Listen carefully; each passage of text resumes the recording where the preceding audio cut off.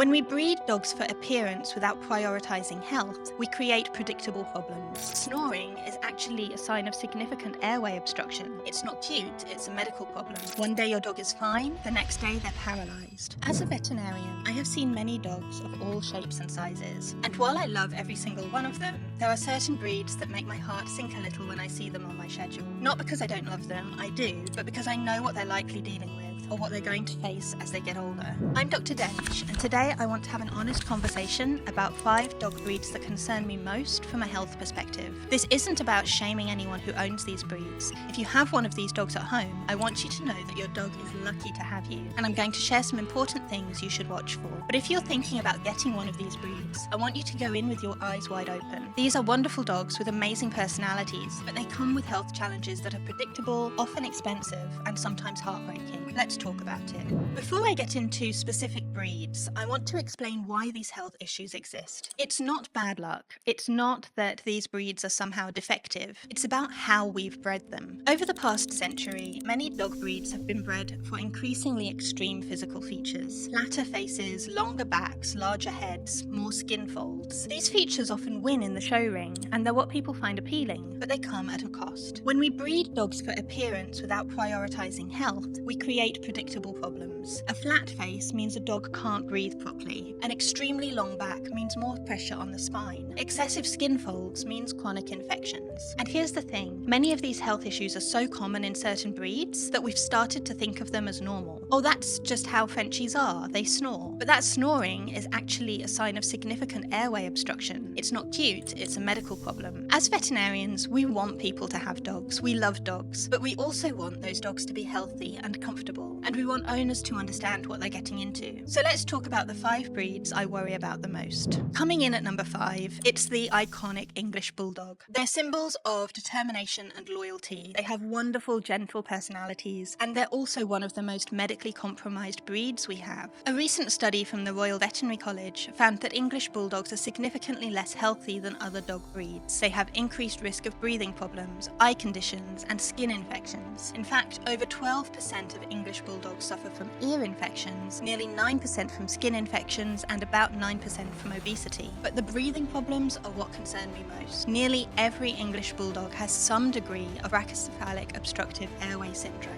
BOAS. Their flat faces mean they have narrowed nostrils, elongated soft palates, and often collapsed airways. They struggle to breathe, especially in the heat or during exercise. Many can't cool themselves properly because they can't pant effectively. English Bulldogs also have extremely high rates of hip dysplasia, skin fold infections, and eye problems. And here's something that really illustrates how extreme their conformation has become. The vast majority of English Bulldogs cannot give birth naturally. Their puppies' heads are too large to pass through the birth canal, so they require C-sections. The average lifespan of an English Bulldog is 8 to 10 years, compared to 12 to 15 for most dog breeds. That's a significant difference. If you have an English Bulldog, the most important thing you can do is maintain a healthy weight, avoid heat and humidity, and work closely with your vet to manage their breathing issues. Some dogs benefit from BOAS surgery, which can improve their quality of life, although it doesn't cure the underlying problem. Pugs are charming, affectionate, and full of personality. They're also, unfortunately, one of the breeds most affected by the consequences of breeding for flat faces. Research from the Royal Veterinary College found that pugs are almost 54 times more likely to develop brachycephalic obstructive airway syndrome than other breeds. That's not a typo, 54 times more likely. Like English Bulldogs, pugs struggle to breathe. They overheat easily, they snore, snort, and gasp. And again, these aren't just quirky breed characteristics, they're signs of respiratory distress. Pugs are also prone to a condition called eye prolapse, where their eyes can actually pop out of the socket due to trauma or even just from straining. Their prominent eyes are vulnerable to corneal ulcers and injuries, and they can develop a breed-specific condition called pug-dog encephalitis, which is often fatal. They're prone to skin fold infections, dental problems because their teeth are crowded into that shortened jaw, and hip dysplasia. Many pugs also develop obesity, which makes all of their other health problems worse. The research is clear. Pugs can no longer be considered a typical dog from a health perspective. Their health risks risks are so elevated compared to other breeds that they are in a category of their own. If you have a pug, please keep them at a healthy weight. Keep their facial folds clean and dry, protect their eyes, and avoid heat and strenuous exercise. Regular vet checkups are essential because many of their health issues can be managed better if caught early. Dachshunds are wonderful little dogs with big personalities, but their body shape, that long back and short legs, comes with a serious health risk. About 1 in 4 Dachshunds will develop intervertebral disc disease, or IVDD, in their lifetime. This is when the discs between the vertebrae in their spine herniate or rupture, putting pressure on the spinal cord. It can happen suddenly. One day your dog is fine, the next day they're paralyzed. IVDD is painful, and it often requires emergency surgery that can cost anywhere from $3,000 to $8,000. Even with surgery, not all dogs regain full function, and the problem can recur. The long back that makes Dachshunds distinctive is also what makes them vulnerable. Every jump off the couch, every run up the stairs, puts stress on that spine. If you have a Dachshund, there are things you can do to reduce the risk. Keep them at a healthy weight. Extra pounds put extra stress on the back. Use ramps instead of letting them jump on and off furniture. Support their back when you pick them up. And if you notice any signs of back pain, reluctance to move, crying out, weakness in the legs, or just some unexpected aggression, get to a vet immediately. IVDD is a medical emergency. Dachshunds can live long, happy lives, but their owners need to be aware of the risk and take precautions. This one is particularly difficult for me because Cavaliers are such sweet, gentle dogs. They're bred to be companions and they excel at it. But they've been called the breed that suffers in silence, and there's a reason for that. Nearly 100% of Cavalier King Charles Spaniels will develop mitral valve disease, a serious heart condition, by the age of 10. It's not a matter of if, but when.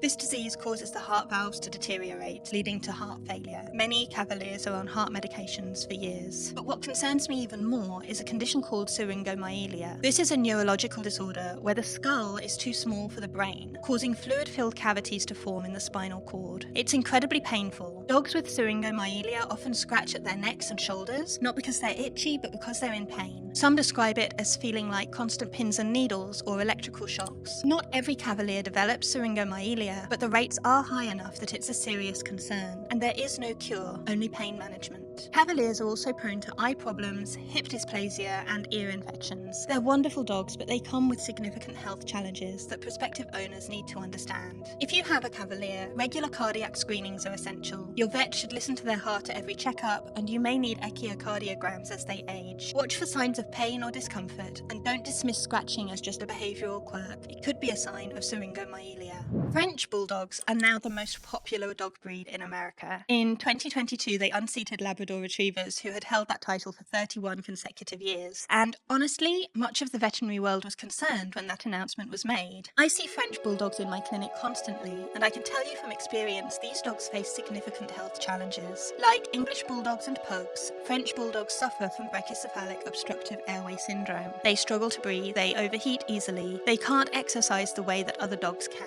That adorable snoring sound is actually a sign of airway obstruction that can be life-threatening. But French Bulldogs face additional problems. They have extremely high rates of intervertebral disc disease, slipped discs in their back that can cause sudden paralysis. Many have vertebral malformations, meaning their spines didn't form correctly. This can lead to chronic pain and mobility issues. French Bulldogs are also prone to brain tumours at a young age. They develop heart-based tumours due to chronically low oxygen levels. They're 8 times more likely to suffer elbow fractures than mixed breed dogs. They have high rates of skin allergies, ear infections, and a condition called granulomatous colitis, which causes severe chronic diarrhea. They're prone to eye problems. Their prominent eyes are vulnerable to injury and can actually prolapse out of the socket. And they often develop pulmonic stenosis, a congenital heart defect with a median survival time after diagnosis of less than 3 years. I want to be clear, I'm not saying French Bulldogs are bad dogs. They are wonderful companions with great personalities, but they are dogs that have been bred into a shape that causes them to suffer. And as a veterinarian, that's hard to watch. If you have a French Bulldog, please work closely with your vet. Keep them at a healthy weight, avoid heat and humidity, use a harness instead of a collar to reduce the pressure on their airways, and consider BOAS surgery if your vet recommends it. And be prepared for the reality that your Frenchie will likely need significant veterinary care throughout their life.